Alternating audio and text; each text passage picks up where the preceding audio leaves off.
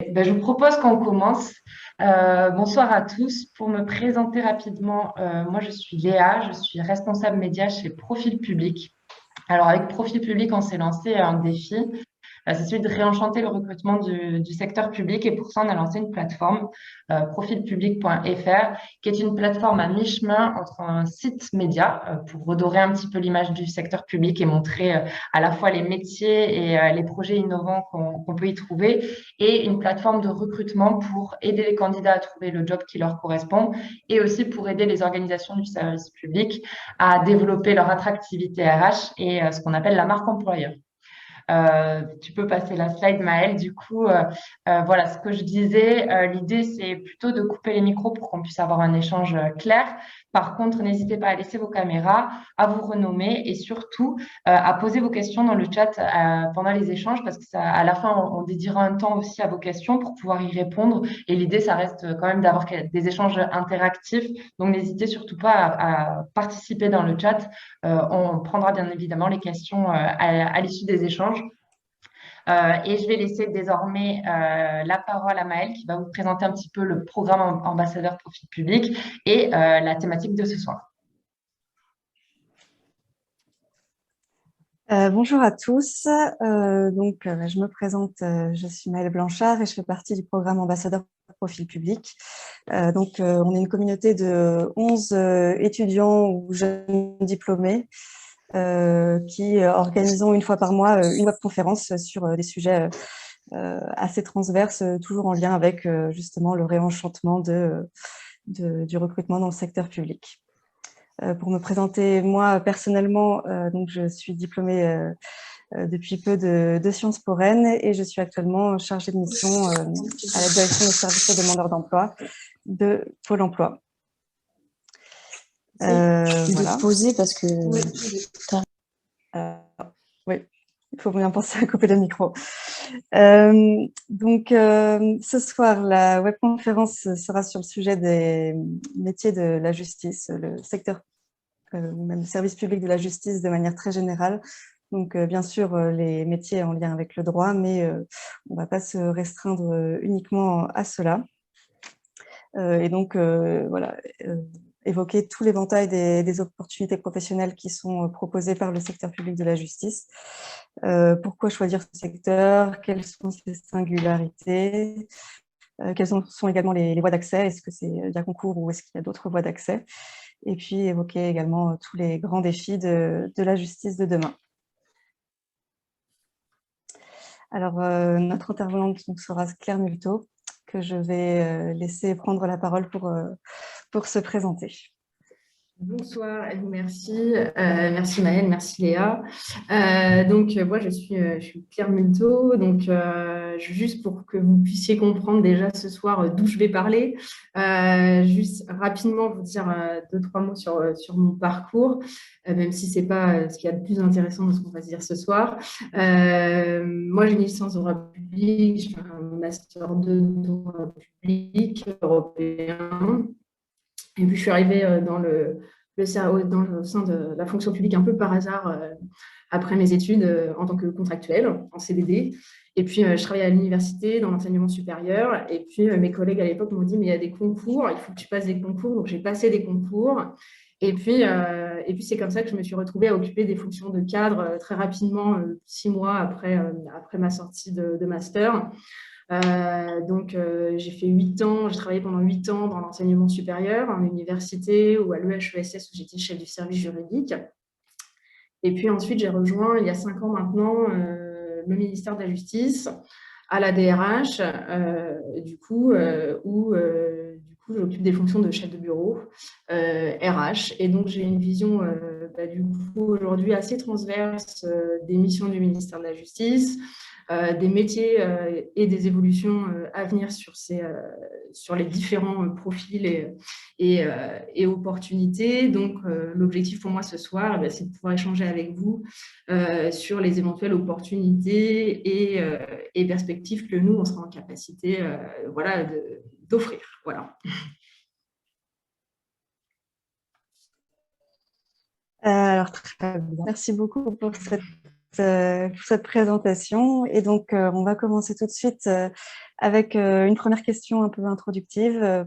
Pour vous, quelles sont deux bonnes raisons, les deux raisons que vous choisiriez pour choisir le secteur de la justice? Vaste sujet. Mais donc, s'il faut choisir deux raisons, la première qui me viendrait à l'esprit, c'est un peu d'abord le sens des missions, qu'on peut avoir, le cadre dans lequel on va exercer nos missions, hein. Le ministère de la Justice, c'est un ministère régalien, donc la justice, il suffit d'allumer sa radio le matin pour entendre qu'il y a toujours des sujets de justice au cœur de l'actualité. Donc, en fait, on participe tous et tous, quelle que soit notre mission au sein du ministère de la Justice, la mise en œuvre et au fait que ce service public de la justice, déjà, il existe, il fonctionne. Et puis, du coup, ce qui se passe dans ce service public, c'est nous qui le faisons, donc on est acteurs de tout ça. Donc, tout ça, c'est assez... peut-être galvanisant, ça dépend des jours, mais voilà, il y a quand même cette chose-là qui est assez essentielle. Et pour bien cadrer aussi ce qu'on va se dire ensuite, il faut savoir que le ministère de la Justice, ce n'est pas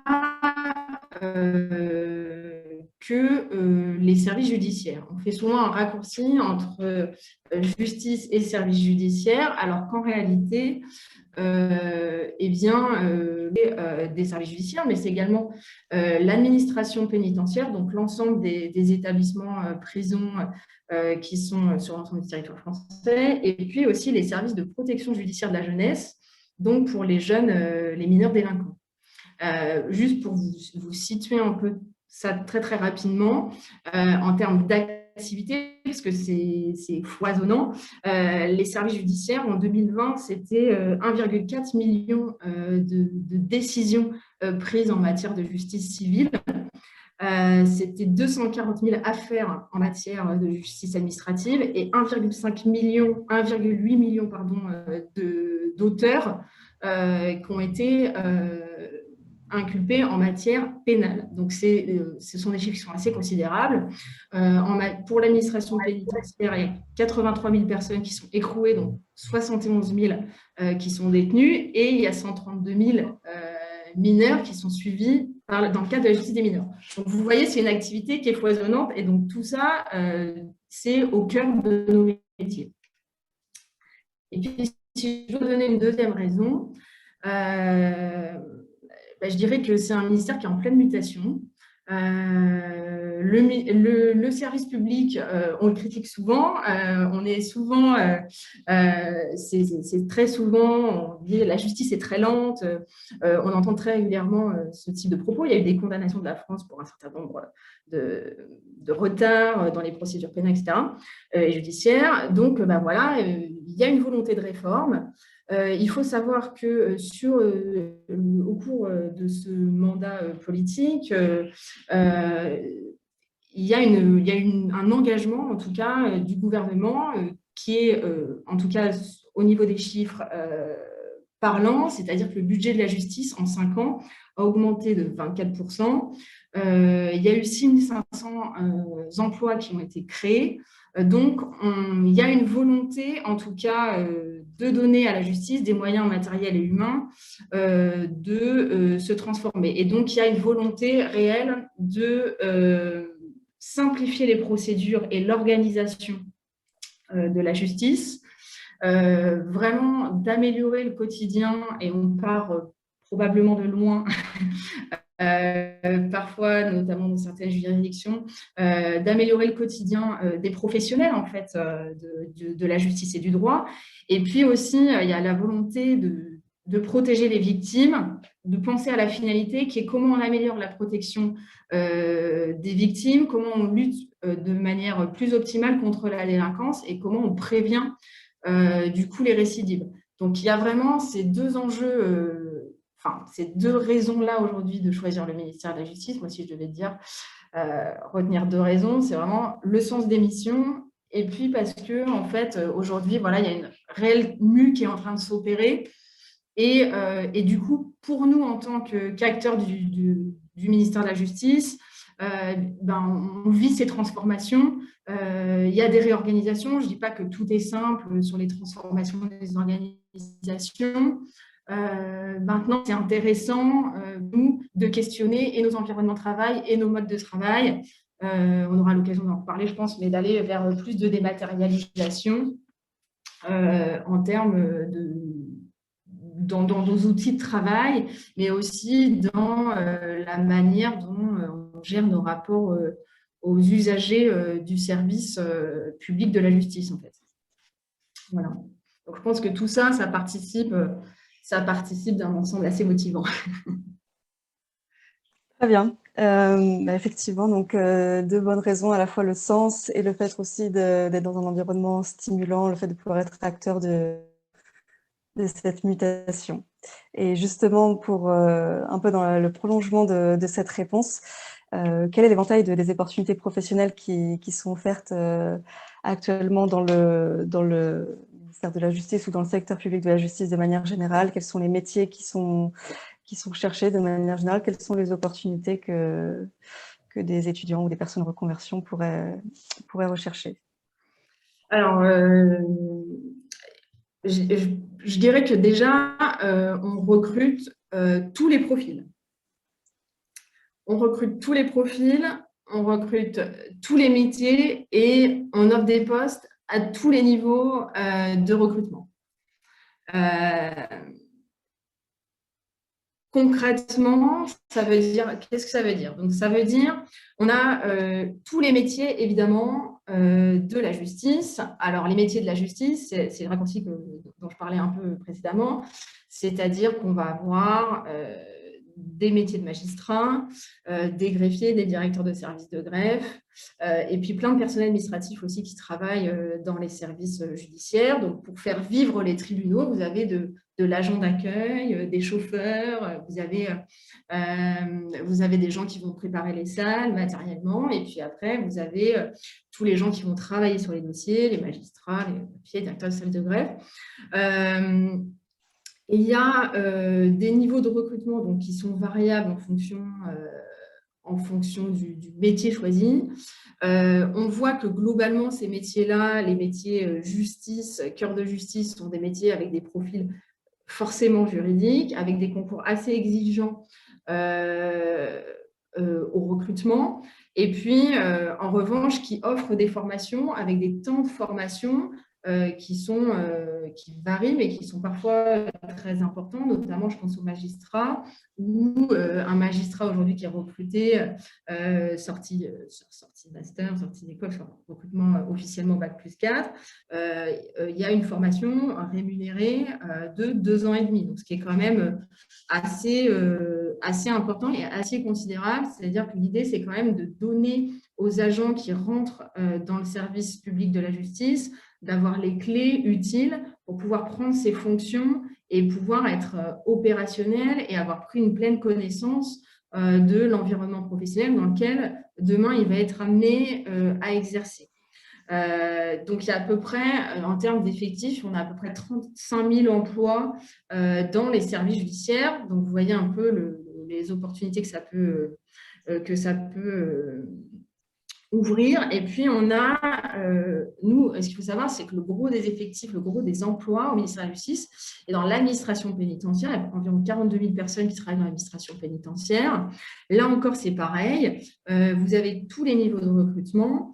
Ça va du surveillant pénitentiaire, les personnels d'insertion probation. Vous avez des techniciens aussi administratifs, etc., des directeurs de services pénitentiaires. Là encore, c'est pareil, des recrutements avec des concours spécifiques ou encore, on pourra aussi en reparler sur les différences entre les recrutements par concours et sous contrat.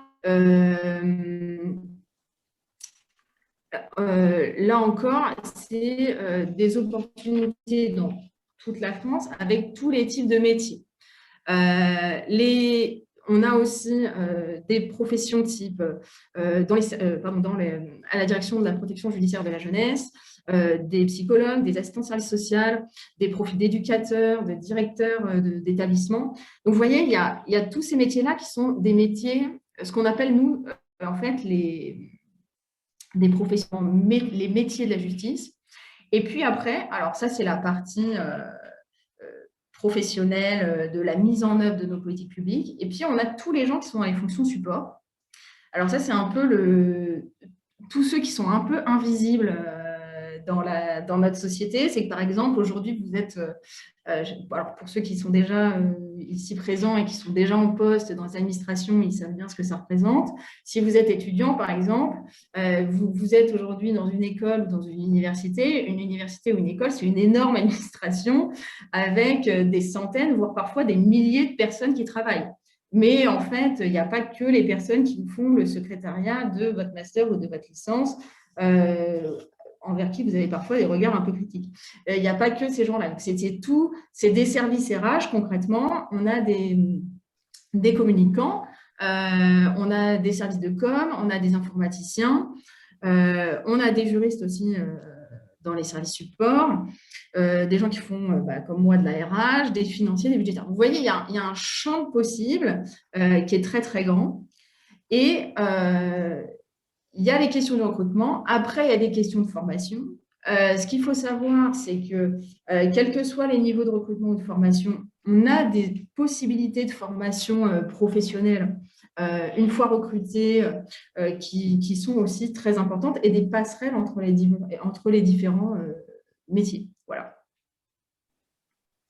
Très bien.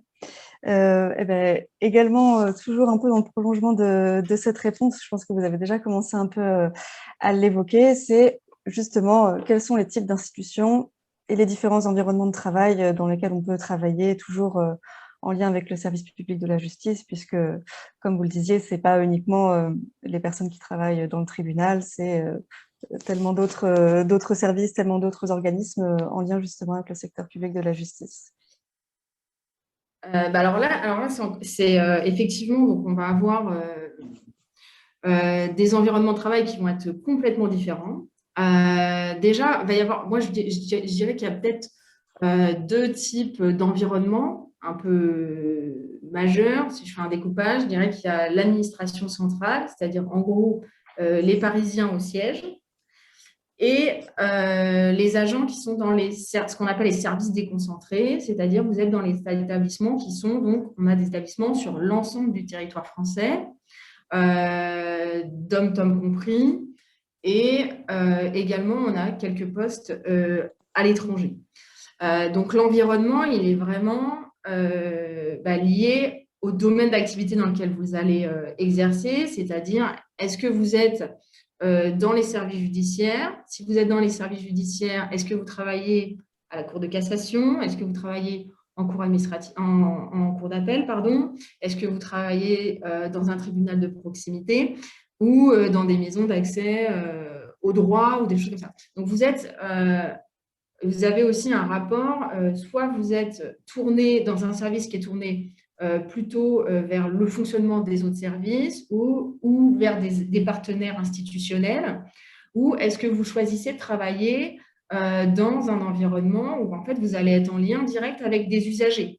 Est-ce que vous allez être un magistrat et que vous allez voir des justiciables? Est-ce que vous allez être un éducateur de la PJJ et que vous allez du coup être en lien avec les mineurs délinquants? Un surveillant pénitentiaire, évidemment, lui, son rôle, ça va être tourné vers, il va travailler en établissement, il a vocation en tout cas à travailler en établissement. Alors qu'après, les personnels qui vont travailler sur l'insertion et l'approbation vont travailler avec d'autres acteurs publics. De la même manière, les agents qui vont travailler, les personnels qui vont travailler sur les sujets de mineurs délinquants vont travailler beaucoup en partenariat avec le secteur associatif. Donc, vous voyez, vous avez vraiment est-ce que vous travaillez en administration centrale ou sur le territoire en établissement? Est-ce que vous choisissez un environnement en lien avec les partenaires, d'autres acteurs publics ou privés d'ailleurs, ou en lien direct avec les usagers? Ça, c'est un choix assez fort à faire dans la volonté qu'on peut avoir de s'engager dans ces missions.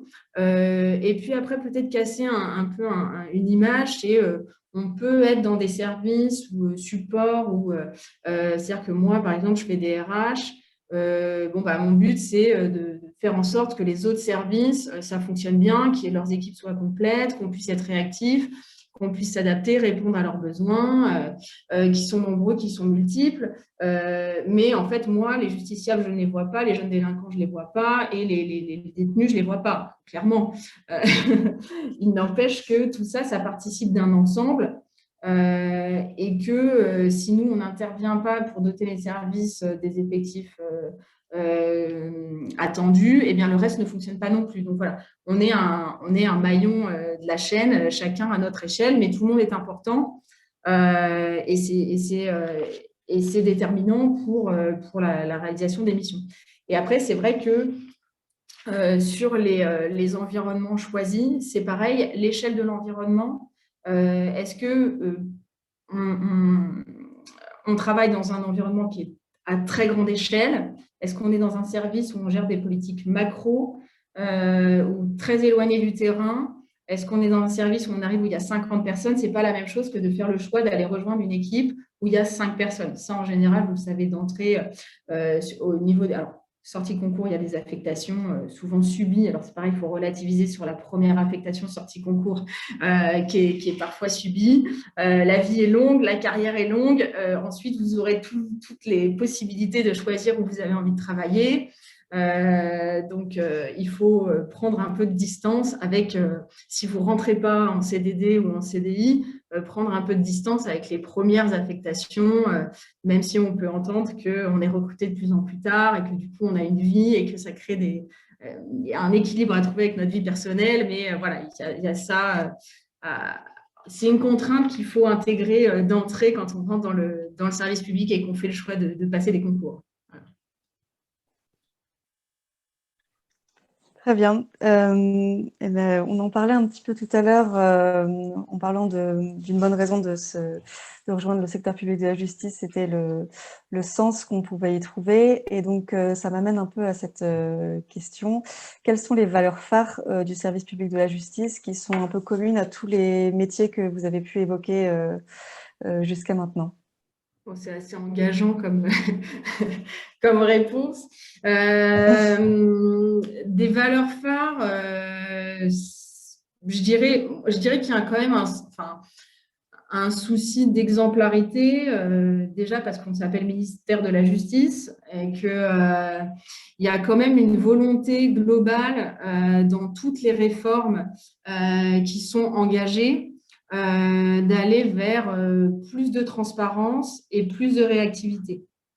Mais ça, j'allais dire, c'est un peu global, même si c'est des choses qu'on peut retrouver dans d'autres ministères. Mais je crois que au sein du service public de la justice, c'est assez fort et assez marqué. Ce qu'on voit, les réformes dont je parlais tout à l'heure, et notamment le fait qu'on était dans un ministère qui était en pleine transformation et qui vivait une réelle mue et qu'on était en train de passer à une dimension, en tout cas dans la gestion, notamment des procédures judiciaires, en permettant désormais, enfin, c'est pas en permettant désormais, mais vraiment en accélérant et en développant des nouveaux outils et en mettant à disposition des usagers des outils pour leur permettre de mieux suivre les procédures tout au long de ces dernières. Bon, on voit qu'on sort du tout papier où en fait vous perdiez de vue parce que vous attendez 3 ans une audience qui n'arrive pas. Bon voilà, vous pouvez réagir, on vous donne des informations tout au long de la procédure, vous avez des possibilités d'échanger. Vous avez des voies de recours, il y a des plateformes qui sont mises en place. Donc ça, je pense que vraiment, c'est très, très marqué. Et sur tous les projets qui sont engagés, il y a une dimension transformation numérique qui est très forte, qui est prégnante. Et c'est pour ça, d'ailleurs, que nous, on recrute beaucoup d'informaticiens. On a un service du numérique avec 400 personnes. On recrute beaucoup de profils informatistes, data scientists, tout développeurs, tous les métiers, des techniciens, des ingénieurs, des administrateurs, systèmes, etc. Parce que tout ça, c'est vraiment au cœur des missions. En fait, le moyen va être aujourd'hui très souvent numérique. En tout cas, il y aura toujours cette dimension à un moment dans les projets. Et puis après, si je peux citer d'autres valeurs, je dirais l'égalité professionnelle, parce qu'il y a une réelle volonté aujourd'hui d'être dans une dimension d'égalité, de lutte contre des discriminations. Il y a eu un accord qui a été signé au niveau du ministère pour l'égalité professionnelle en 2020, qui a donné lieu à la mise en place d'un plan d'action. Il y a 60 actions qui sont à décliner, mises en œuvre, etc., devant lesquelles on rend compte chaque année devant les représentants syndicaux, etc. Donc, il y a un réel engagement politique fort pour que on atteigne des objectifs. On n'était pas les meilleurs élèves, notamment sur les dominations des femmes en emploi de direction, des choses comme ça, un peu.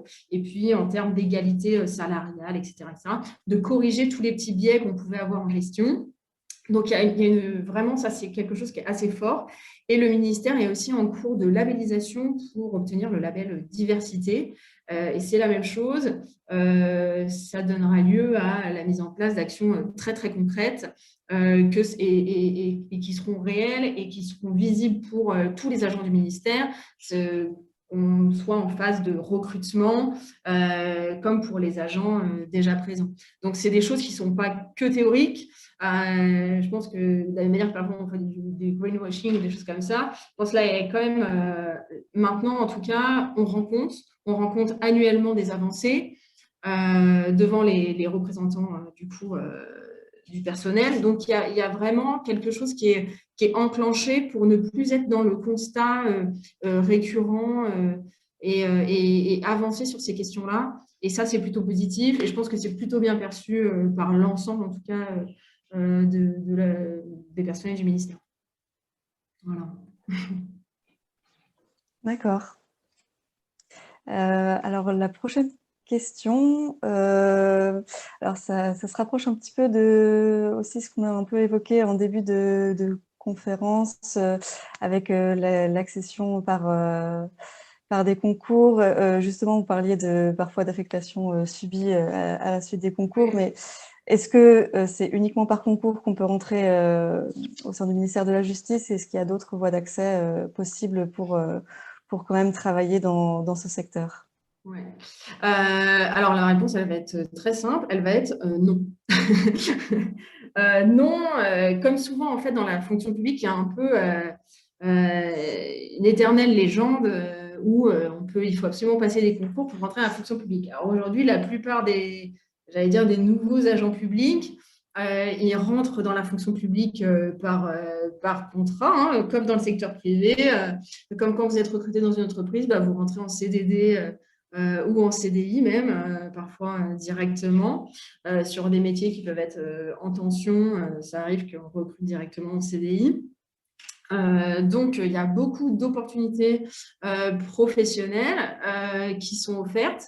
Alors, il y a un site qui est bien connu, je pense, maintenant, qui commence en tout cas à vraiment être bien connu et identifier des agents publics, qui est le site Place de l'emploi public, la PEP, voilà, qui n'a rien à voir avec une association de parents d'élèves.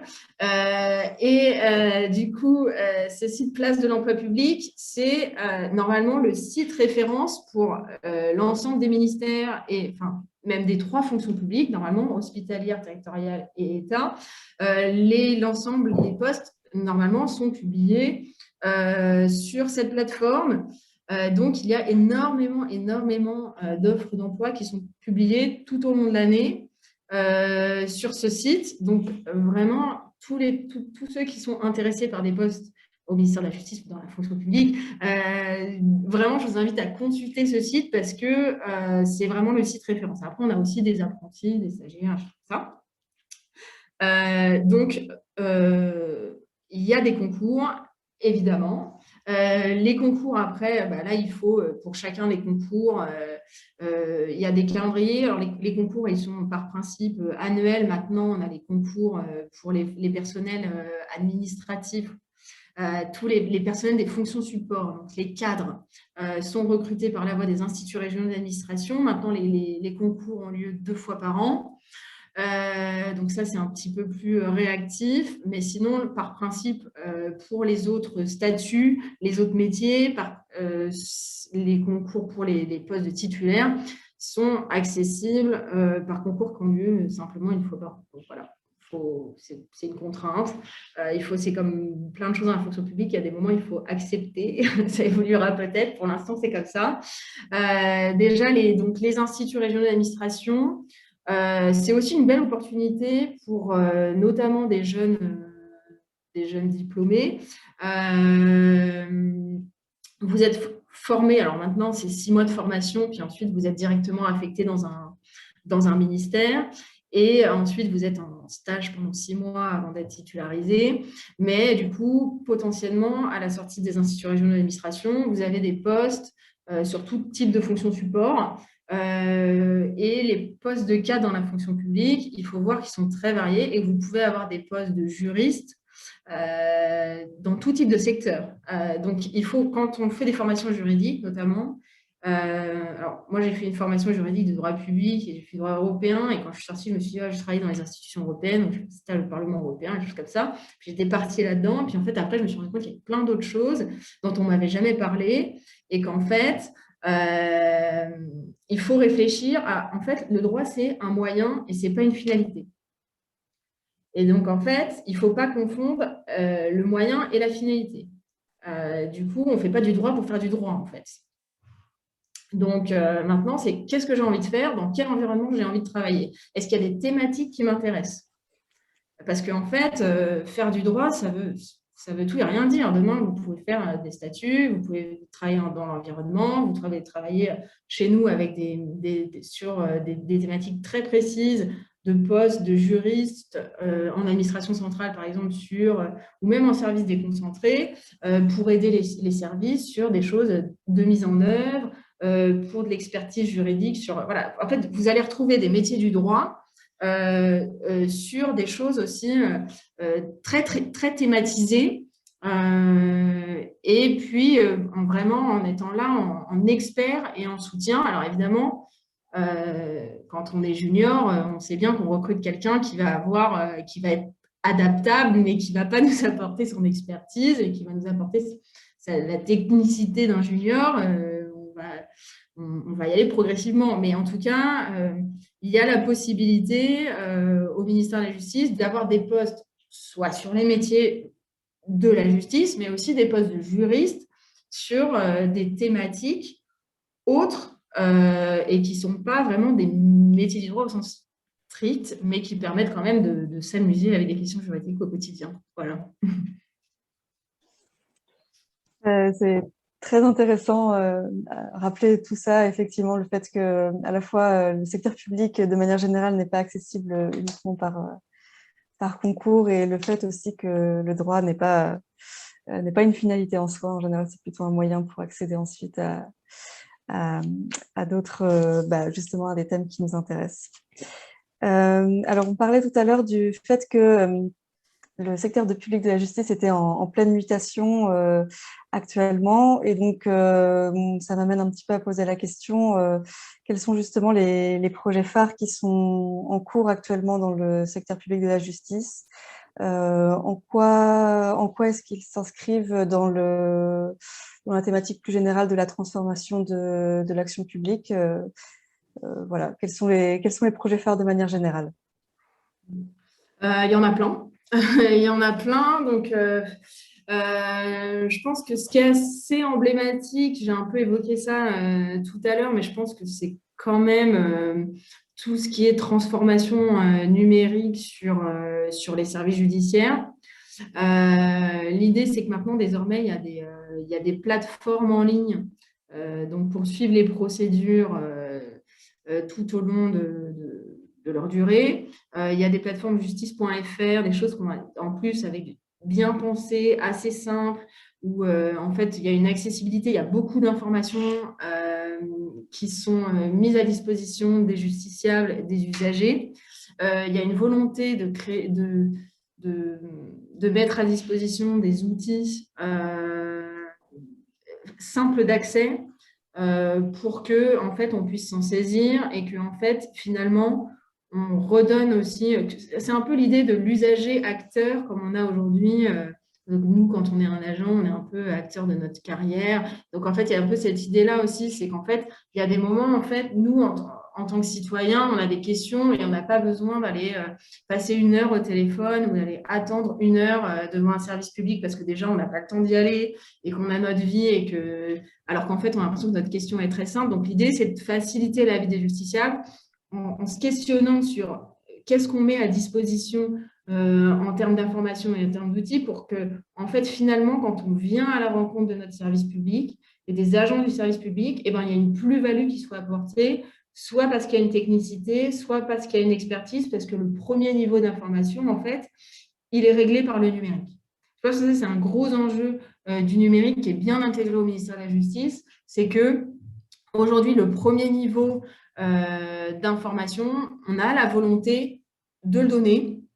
Tout ce qui peut être donné, on le met à disposition des usagers. C'est ce vers quoi on tend pour que demain, en fait, on soit, nous, dans quelque chose de plus qualitatif en termes de services publics. Donc ça, il y a tout un projet donc, avec les services judiciaires qui est développé, projet Portalis, qui est vraiment très porteur, très au cœur de toutes les transformations et pour lesquelles, du coup, et c'est ce que je disais tout à l'heure, on recrute aussi beaucoup d'informaticiens.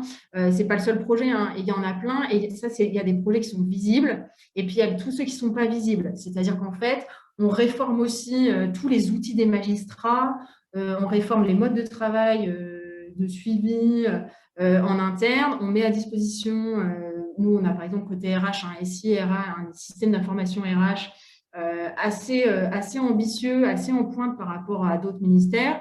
Et donc, tout ça, eh bien, en fait, il faut des compétences. Et donc, toutes les personnes, alors c'est toujours sur les sujets informatiques, des sujets métiers et des sujets techniques. Et donc, il nous faut des gens qui sont aussi à la frontière entre les deux, entre le technique et le métier pour que les deux se parlent. Parce que parfois, vous avez des informaticiens qui parlent l'informaticien et des gens de métier qui parlent, moi, je parle RH et on se parle, on est ensemble dans la même pièce, on peut rester 2 heures et on ne se comprend pas. Donc ça, il faut sortir de ça et puis trouver des solutions pour dépasser ça. Donc il y a ce truc-là de transformation numérique qui est très fort dans les services judiciaires.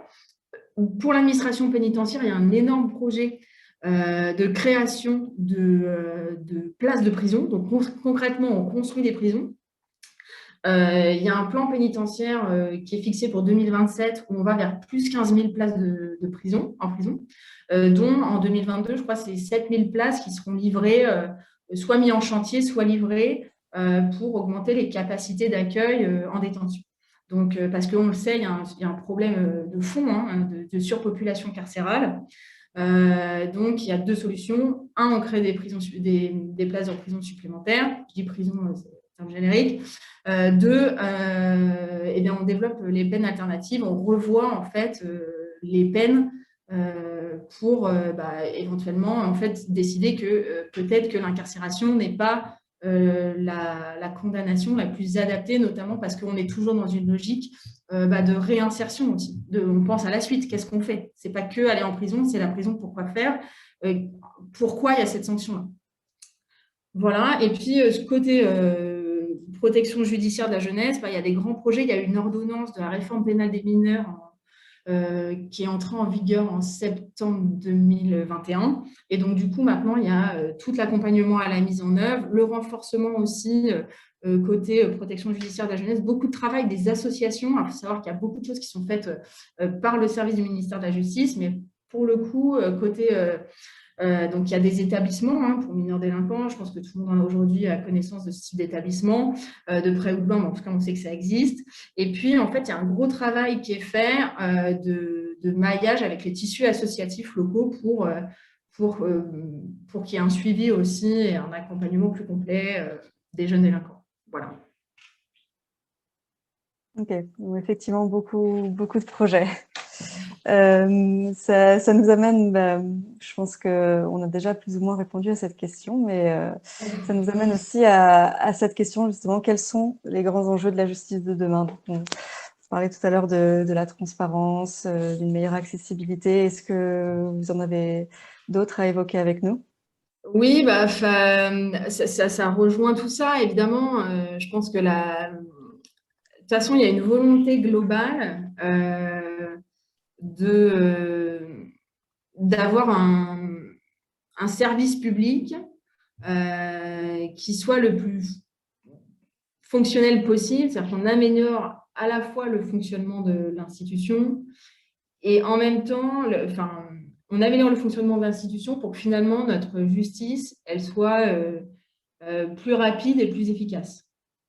Et donc, l'idée, c'est qu'on se dit qu'aujourd'hui, de toute façon, si on ne transforme pas notre organisation, qu'on ne sort pas des modes de gestion actuels, donc on revoit les outils, on revoit les organisations, et je l'ai évoqué tout à l'heure, mais il y a un budget qui est quand même à la hausse. Alors, c'est toujours la difficulté. La difficulté, c'est qu'il y a eu beaucoup de retard de prise, c'est-à-dire qu'on a... il y a un problème de stock sur les dossiers, il y a des conditions de travail dans les services judiciaires, par exemple, qui sont parfois un peu compliquées. Donc, du coup, il faut rattraper tout ça, mais il y a des engagements qui sont réels. Et donc par exemple, l'idée, c'est que on a investi massivement sur les emplois du numérique. Il y a 6500 emplois qui ont été créés là, sur 5 ans. Le budget du ministère de la Justice, c'est plus 24% sur 5 ans. Donc, pour répondre à cet enjeu-là d'amélioration du fonctionnement du ministère, il va falloir réformer en profondeur le ministère, quoi. Et donc, ça, c'est engagé. Et ce qui est intéressant pour nous en tant qu'acteurs au quotidien, c'est qu'on le vit. On le vit, alors c'est ce que je disais tout à l'heure, c'est que c'est pas toujours simple. Moi, je ne suis pas là pour vendre un truc idyllique, mais en tout cas, ce qui est intéressant pour nous, c'est que ça bouge. Voilà. C'est que ça bouge et que ça va continuer de bouger. Voilà. Parce qu'en fait, on n'a pas le choix et que du coup, la transformation qui s'opère dans la société, elle doit aussi s'opérer dans notre service public. Les services publics, de manière générale, de toutes les manières, sont en pleine mutation. On a une jeune génération qui arrive, qui est en train de bousculer tous les codes, les modes de travail, la conception qu'on a de notre rapport au travail. Et du coup, ça vient, effectivement, ça vient achoper un petit peu avec des gens qui ont une approche du travail, on va dire, différente. Et donc, tout ça, c'est pas neutre, mais ça se cumule, en fait, avec les enjeux de nos missions de service public et les transformations de nos organisations. Elles ne sont pas que sur les outils et sur les organisations, elles doivent aussi intégrer ces dimensions-là d'acceptation en fait des évolutions sociétales et des profils qui rejoignent nos équipes, qui ont aussi des attentes et qu'il faut entendre. Et qu'il faut entendre, dans le quotidien de travail. Et c'est indispensable aujourd'hui. Et je pense que ça, aujourd'hui, on a pris la mesure, quoi. Voilà. Et en tout cas, moi, je sais que côté du service des ressources humaines, on a cette volonté-là d'accompagner aussi les managers pour, en fait, que chacun puisse trouver sa place plus aisément que ça. Peut-être qu'il y a besoin d'un peu plus d'accompagnement qu'on pourrait… il y a longtemps, dans l'administration, rentrer, c'était un peu une armée. Bon, ça, c'est terminé, quoi. Ce n'était pas juste l'administration hyper hiérarchisée. Aujourd'hui, ça, oui, il y a une hiérarchie, parce qu'on rentre quand même dans une organisation qui est très importante. Je vous ai donné des chiffres sur les effectifs. Quand vous rentrez dans un ministère où il y a plus de 80 000 personnes, forcément, ce n'est pas comme aller travailler demain dans une start-up où il y a 3 personnes ou dans une PME ou chez un artisan. Vous êtes tout seul. Donc, voilà, ça ne veut pas dire que c'est plus simple, ça ne veut pas dire que c'est plus compliqué. Il y a des choses qu'on retrouve dans la fonction publique, que vous retrouvez dans des grandes entreprises, parce que forcément, c'est le travers des grandes organisations et que bouger un paquebot, c'est moins facile que bouger un petit bateau à moteur. Voilà.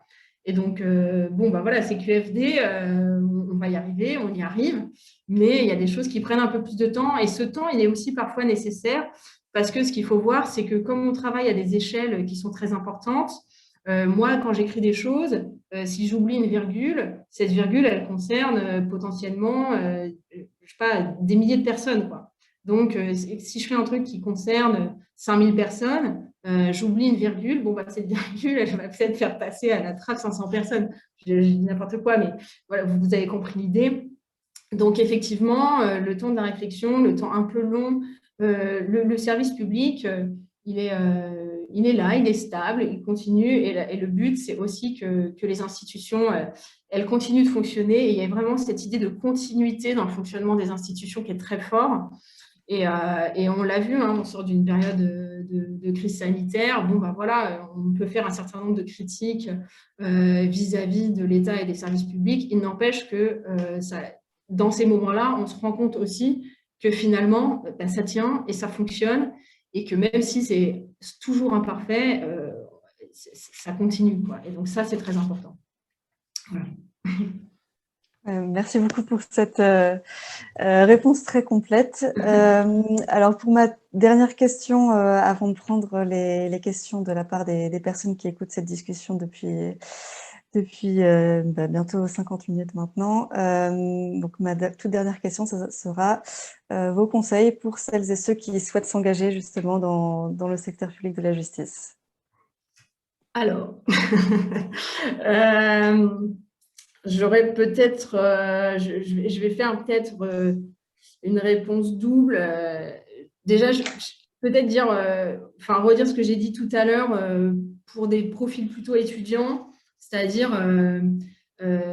ouvrez votre champ de possible. Partez pas, en tout cas, c'est bien d'avoir des projets, et je pense que si on a des projets, en tout cas, il faut déjà oser. Si vous rêvez de travailler quelque part, osez candidater. Déjà, c'est le point de départ. Vous ne dites pas on m'a dit que ce n'était pas possible, que c'était inaccessible, etc. Déjà, osez. Déjà, c'est la première chose. Et ensuite, vraiment, pensez, ce que j'ai dit tout à l'heure, du coup, sur le droit qui est un moyen et qui n'est pas une finalité. Qu'est-ce que c'est que faire du droit? Vous faites du droit, je ne sais pas, vous faites du droit du travail, vous travaillez dans une entreprise, vous trouvez de travailler dans le secteur public, vous trouvez de travailler dans une association. Il faut se questionner sur l'environnement de travail dans lequel j'ai envie de travailler. Vous avez envie de faire de la communication, très bien. Nous, on recrute des chargés de com, de la com institutionnelle. Vous pourrez appuyer sur le bouton pour les alertes enlèvement, parce que c'est chez nous que ça se passe. Et puis demain, vous pourrez dire, voilà, c'est moi qui ai appuyé sur le bouton. Voilà, on travaille sur des sujets comme ça, hein. Concrètement, ça veut dire ça, travailler à la communication, par exemple, au ministère de la Justice. Bon, c'est des exemples, c'est un peu emblématique pour que ça parle, mais voilà, on est à ce niveau d'échelle. Et en tout cas, ça veut dire oser, et puis pensez à élargir votre spectre. Les métiers de la justice, il n'y a pas que les métiers, cœur de métier, magistrat, greffier, directeur de service judiciaire. Alors, si c'est la profession que vous avez envie d'embrasser, eh bien, moi, j'ai envie de vous dire, allez-y.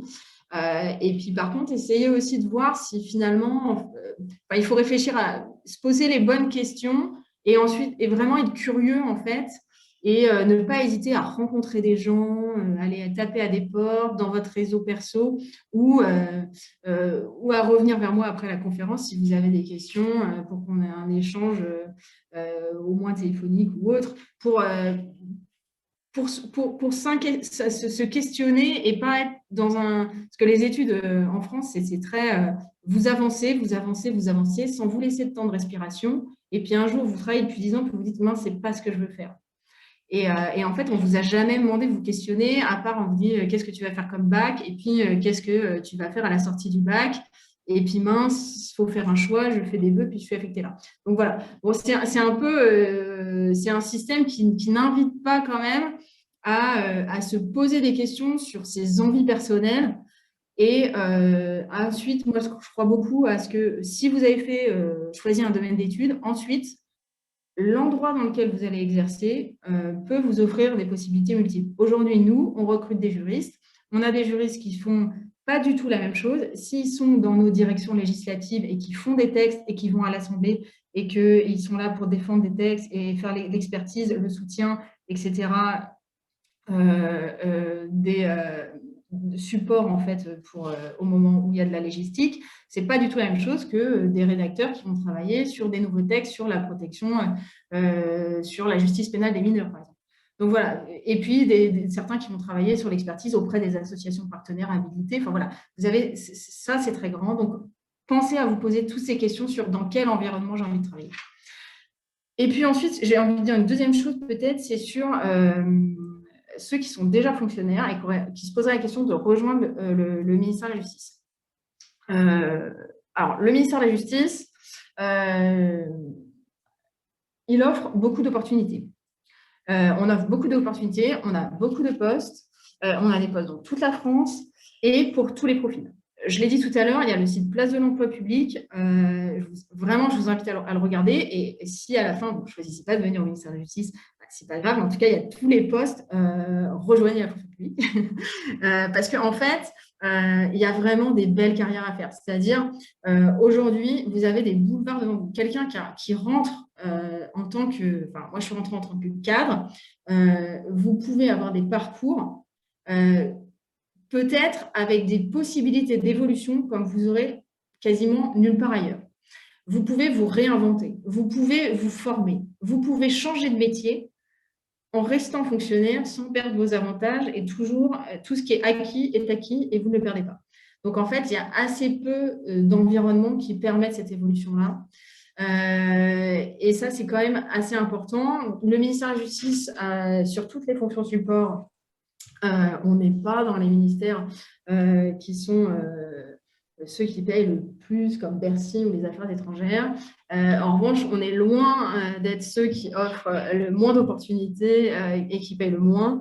Donc, on est capable d'être largement compétitif. Et puis, en tout cas, on a pour des agents qui ont envie d'évoluer la possibilité de créer vraiment des parcours professionnels et de vous accompagner dans vos volontés d'évolution de carrière. Voilà. Merci beaucoup pour… C'est l'heure de répondre aux questions. Oui, exactement. Merci beaucoup pour cette dernière réponse. À mon humble échelle, je reconnais un petit peu mon expérience dans certains conseils que vous avez donnés en tant que jeune diplômée, donc c'était très intéressant à entendre. Et donc, oui, maintenant, on va passer aux questions qui ont été posées dans le chat. Effectivement, parce qu'il y en a quelques-unes. Merci beaucoup, Claire. C'était effectivement super intéressant. Je vais en profiter pour prendre les questions qui ont été posées depuis le début de vos échanges dans le chat. La première, c'est une question de Laura. Laura, elle demande quelles sont les spécificités des métiers de la justice que l'on ne retrouve pas, en fait, finalement, dans d'autres ministères. Après, c'est un environnement de travail qui est particulier. Après, c'est pareil, c'est une question qui est difficile parce que chaque environnement est vraiment très spécifique. Je pense que si vous travaillez demain au ministère de l'Environnement, si vous travaillez dans l'éducation nationale, chaque ministère a ses spécificités. Donc, en fait, c'est très lié à votre environnement de travail. Est-ce que demain, vous travaillez en juridiction rattachée à un environnement avec des magistrats, etc. Ce n'est pas du tout la même chose que si demain, vous travaillez dans un hôpital avec des médecins. Donc, en fait, il y a cette spécificité-là qui va être très propre. Alors, je ne sais pas s'il y a certaines personnes qui ont déjà, par exemple, ne serait-ce que visité des établissements pénitentiaires. En tout cas, si vous avez l'opportunité de le faire, vraiment, je vous invite à le faire parce que c'est quand même très intéressant sur vivre en détention. Les gens qui travaillent en établissement pénitentiaire, il y a une vraie culture métier. Ce qu'il faut voir au ministère de la Justice, il y a une vraie culture métier qui est très importante, que ce soit dans les services judiciaires avec les magistrats où il y a vraiment, on est tourné vers le justiciable, l'administration pénitentiaire, la vie en établissement, c'est très dur. C'est-à-dire que on est là, du coup, vous posez votre téléphone portable le matin, vous êtes out de la vie dans les établissements pénitentiaires, qui est très rythmé, c'est hyper intéressant. Les gens qui travaillent en milieu, d'ailleurs en milieu fermé comme en milieu ouvert, sont en général passionnés par la mission qu'ils ont. Donc, c'est pour ça que cette question, elle est un peu difficile. Effectivement, il y a une culture qui est propre à chaque direction. Et s'il y a en tout cas un environnement professionnel qui vous intéresse, moi, je vous invite éventuellement à me recontacter. Mais en tout cas, si vous avez l'opportunité de vous rapprocher près de chez vous. Il y a forcément un service public qui répond à vos attentes, à de vous rapprocher du service RH du coup local, parce que il faut prendre la mesure de ce que ça veut dire cet environnement de travail, parce que c'est en général pas neutre du tout. Voilà. Merci beaucoup, Claire. Et effectivement, explorer les environnements de travail, c'est une super initiative. On a une deuxième question, c'est celle de Vanessa, qui demande si il est possible d'intégrer le ministère de la Justice en exerçant une fonction de juriste axée davantage en droit de l'Union européenne et droit international. C'est un petit peu une question plus spécifique. Ouais, bah, oui, question spécifique. Oui, alors on a. Alors, c'est pareil. J'ai l'impression que c'est pas une volonté pour moi de me répéter, mais parce qu'en fait, il y a vraiment, en fait, dans chacune des directions, on va avoir des composantes tournées vers l'international. Alors, on a au secrétariat général, on a aussi une délégation qui est tournée vers les affaires européennes et internationales. En ce moment, par exemple, il y a la présidence française de l'Union européenne. Donc, clairement, le ministère de la Justice va apporter tout son soutien sur toutes les questions justice et donc va participer pendant les 6 mois là, de présidence française de l'Union européenne à avoir des juristes qui vont travailler sur les questions qui vont être posées, les accords, les négociations, enfin voilà. Donc tout ça, ça se fait et donc on a des juristes qui travaillent sur des questions européennes. Après, c'est pareil, hein. Droit international pur, qu'est-ce que ça veut dire? Est-ce qu'on va être sur des questions de propriété intellectuelle? Est-ce que ça va être appliqué à des questions économiques? Est-ce que ça va être appliqué à des questions de marché? Est-ce que ça va être appliqué à des questions... Enfin, voilà, on peut avoir des... C'est pareil, hein, les gens qui font du droit international, il faut trouver un angle d'attaque. Et là encore... questionnez-vous sur, vous pouvez faire du droit international, c'est comme les gens qui disent je veux parler des langues, bon, très bien. Maintenant, comment on rend ça concret? Qu'est-ce que j'ai envie de faire? Est-ce que je vais faire un interprétariat? Est-ce que j'ai envie de faire voilà. Donc, du droit international, il y en a. Des postes, place de l'emploi public, s'il y a des postes en droit international, ils sont sur les postes de juristes. Il faut regarder, mais s'il y en a, ils sont publiés. S'il y en a qui ont des CV à me faire passer, adressez-les-moi claire.multo@justice.gouv.fr. Je les recevrai. C'est sympa. Derrière, je diffuserai à qui de droit, en tout cas. Après, voilà, s'il y a des opportunités, les services concernés n'hésiteront pas à vous recontacter. Hein. Top, bah, c'est très sympa. On a une autre question, du coup, c'est Lise Catherine qui nous dit, quand on choisit sa licence de droit puis son master de droit à l'université, comment choisir ses options en fonction de son projet professionnel? Par exemple, je veux devenir procureur, pardon, et le domaine de la criminologie, du pénal et les affaires familiales ou privées m'intéressent vraiment. Que choisir? Ouais.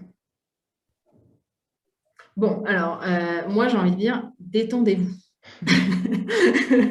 J'ai envie de dire, détendez-vous de la même manière qu'après, quand vous avez commencé à travailler, on ne regardera pas si vous avez eu une mention au bac.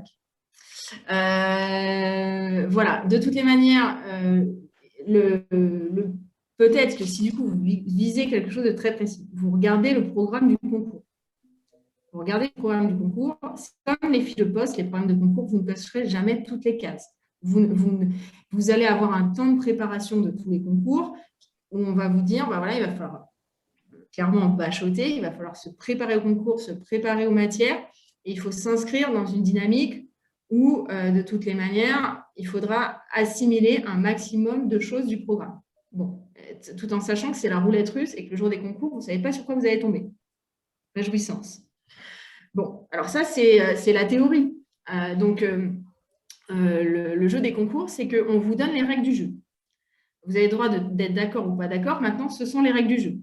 Donc maintenant, il faut construire effectivement, la question, je la comprends, comment je me prépare au mieux? Eh bien, moi, je vous dis, effectivement, ça s'inscrit dans cette dimension, ça s'inscrit dans cette perspective, clairement. Ça vous permettra d'acquérir, du coup, des connaissances sur ces domaines spécifiques-là. Et puis après, de toute façon, il y en a que vous n'aurez pas et qu'il faudra travailler par ailleurs si c'est votre projet.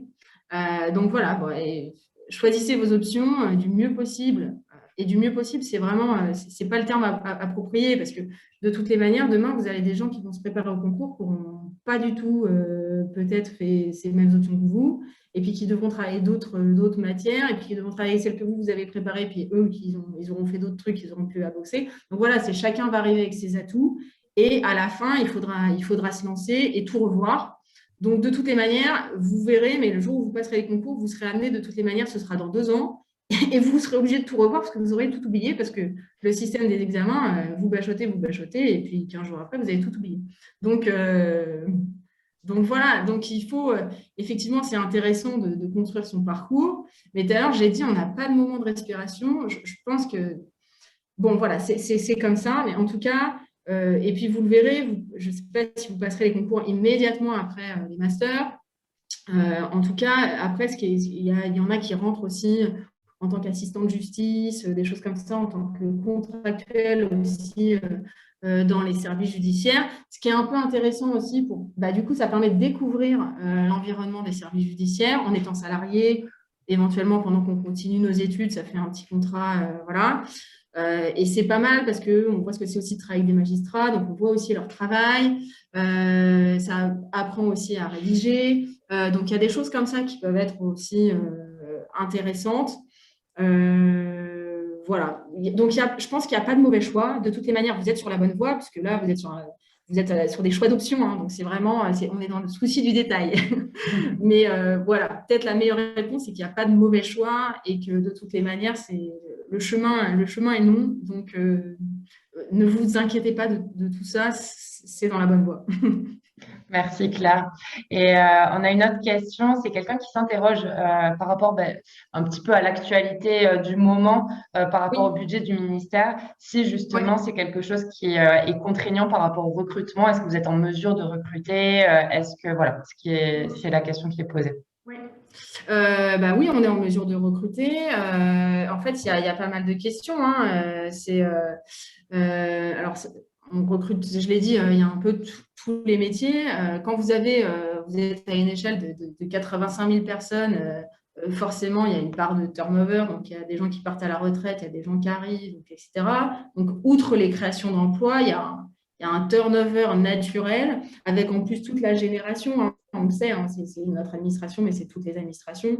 Il y a toute une partie de métier où, en fait, là, la génération baby boom qui part à la retraite. Donc, on a des vagues assez importantes de départ à la retraite. Donc, on a des recrutements assez importants à faire à tous les niveaux de recrutement. Hein. Je l'ai dit tout à l'heure, on recrute tous les métiers, tous les niveaux. Donc, pour la fonction publique, C, B et A. Donc, A correspondant au cadre et B, c'est un niveau de recrutement pour des gens qui ont au moins un bac. Voilà, et C, pas forcément de diplôme. Donc, voilà, il y a tous les profils. Et donc, cette question du budget, elle est assez essentielle. Mais vous le voyez de toutes les manières, pour ceux qui sont penchés sur le sujet, recrutement par concours tous les ans. Donc, il y a des milliers d'emplois qui sont pourvus chaque année par concours. C'est bien parce qu'en fait, on réfléchit, c'est pas qu'on réfléchit, c'est qu'on reconduit des cohortes pour remplacer tous ces gens qui, à minima, partent à la retraite. Et quand il y a des créations de postes en plus, des postes en plus, des créations de postes. On a notamment tout un sujet de recrutement. Alors, je pense que vous avez peut-être certains d'entre vous vu des publicités dans vos villes ou dans le métro pour les Parisiens sur la justice recrute sur les surveillants pénitentiaires. Parce qu'il y a des vagues de recrutement de surveillants pénitentiaires, parce qu'on manquait de surveillants. Donc voilà, il y a des métiers comme ça qui sont un peu en tension, où on est en concurrence sur ces domaines-là avec des métiers de la sécurité, avec les métiers de la gendarmerie, etc. Et donc, c'est un peu les mêmes profils d'agents. Et donc, après, c'est un petit peu venez plus vers moi que vers nos collègues de l'intérieur. Bon, voilà, on fait tous comme on peut. En tout cas, voilà, il y a quand même beaucoup d'opportunités. Et vraiment, je vous dis, l'indicateur du concours, il est quand même objectif et réel. Voilà. Merci En plus, beaucoup. tous les postes sur le place de l'emploi public. Ça, on l'aura compris, on va mettre le lien. Quand même, bien sûr, on fait la pub de la place de l'emploi public. Tout à fait, on mettra les liens dans le chat pour que justement vous ayez les ressources. Et enfin, on a une dernière question. Est-ce qu'il existe au sein du ministère une fabrique numérique, une sorte d'incubateur de produits numériques comme ceux qu'on peut retrouver dans la DINUM, qui est la Direction interministérielle du numérique, etc. Est-ce que c'est un projet? Est-ce que voilà, c'est des choses qu'on peut avoir au sein du ministère? Ouais, alors aujourd'hui, on n'a pas d'incubateur. Aujourd'hui, on n'a pas d'incubateur propre. Après, on travaille beaucoup en partenariat avec la DINUM. Je l'ai un peu dit tout à l'heure, mais on est assez porteur sur pas mal de sujets numériques. On est assez en pointe par rapport à d'autres ministères. Et du coup, nos équipes travaillent de manière très rapprochée donc avec la DINUM, avec par exemple, toutes les questions RH avec le CISIR, avec toutes les équipes interministérielles. Ce qu'il faut savoir, parce qu'on arrête d'utiliser d'acronymes, en fait, il y a plusieurs, il y a un vieux débat dans la fonction publique, c'est qu'un peu, chaque ministère a construit ses propres outils. Alors, quand c'est dans des logiques métiers propres au ministère, ça s'entend. Et puis, il y a plein de choses qui sont en fait où chaque ministère a les mêmes problématiques et chaque ministère a créé ses propres outils. Donc, globalement, il y a une réflexion fonction publique pour qu'il y ait une convergence des outils et en tout cas qu'on aille vers un peu une harmonisation de tous nos systèmes d'information pour tous répondre.